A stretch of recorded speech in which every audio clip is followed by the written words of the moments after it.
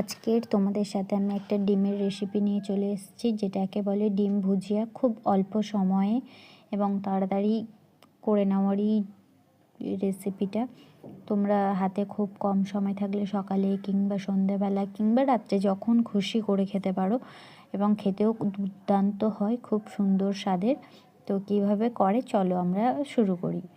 প্রথমেই কড়াই বসিয়ে নিলাম। কড়াইটা হালকা গরম হয়ে গেলে তার মধ্যে যার ইচ্ছা হবে রসুন দেবে, যার ইচ্ছা হবে না দিতে হবে না।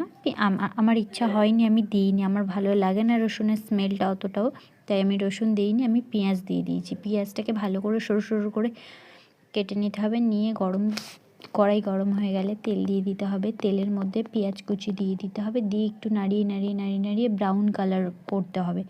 যতক্ষণ না পেঁয়াজটা ব্রাউন কালার হচ্ছে ততক্ষণ নাড়িয়ে যেতে হবে। যেই পেঁয়াজটা ব্রাউন কালার হয়ে যাবে তখন তোমরা দিয়ে দেবে কাঁচা লঙ্কা এবং টমেটোটা একটু পরে দেবে। কাঁচা লঙ্কাটা দিয়ে একটু নাড়িয়ে নেবে। নেওয়ার পরে টমেটো দিয়ে দেবে। টমেটো দেওয়ার পরে নুন দিয়ে দেবে। নুনটা দিলে তাড়াতাড়ি টমেটোটা সেদ্ধ হয়ে যায়। তো আমিও তাই টমেটো দিয়ে নিয়েছি। দিয়ে নেওয়ার পরে নুন দিয়েছি। নুনের ওপরে দিয়েছি হালকা সামান্য পরিমাণে হলুদ, কারণ এখানে হলুদ না দিলেও চলে। তো আমার বাড়িতে সবাই হলুদটাই পছন্দ করে, তা আমি হলুদ দিয়েছি। হলুদ দেওয়ার পরে দিয়েছি হালকা হালকা সব রকমের মশলা, যেমন ধরো জিরের গুঁড়ো, ধনের গুঁড়ো এবং তীখা লাল লঙ্কার গুঁড়ো, সব রকম দিয়ে অনেকক্ষণ ধরে একটু নাড়াচাড়া করেছি যতক্ষণ না টমেটো গলে একদম সুন্দর তেল ছাড়া হয়ে যায়, ততক্ষণ নাড়তে হবে।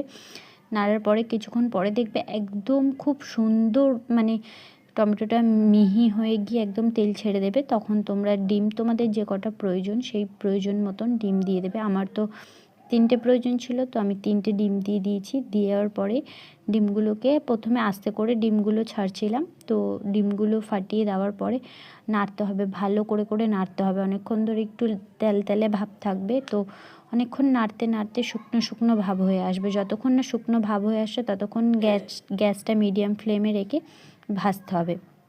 ভাজার পরে দেখো কত সুন্দর একটা কালার ছাড়বে। ডিমগুলোকে পুরো ভুজিয়ার মতন একদম গুঁড়ো হয়ে যাবে, ততক্ষণ নাড়তেই হবে। নেড়ে যতক্ষণ না ভুজিয়ার মতন হয়ে যাবে। হয়ে গেলেও দেখবে যতক্ষণ টেনে নিচ্ছে জল বা একটা যে মানে নরম ভাব থাকে, ওটা একদম টেনে গিয়ে একদম শুকনো ঝিরঝিরি হয়ে যাবে, ততক্ষণ নেড়ে যেতে হবে। তো আমিও সেই মতো নেড়ে একদম শুকনো করে নিয়েছি। নেওয়ার পরে দেখো কেমন লাগছে।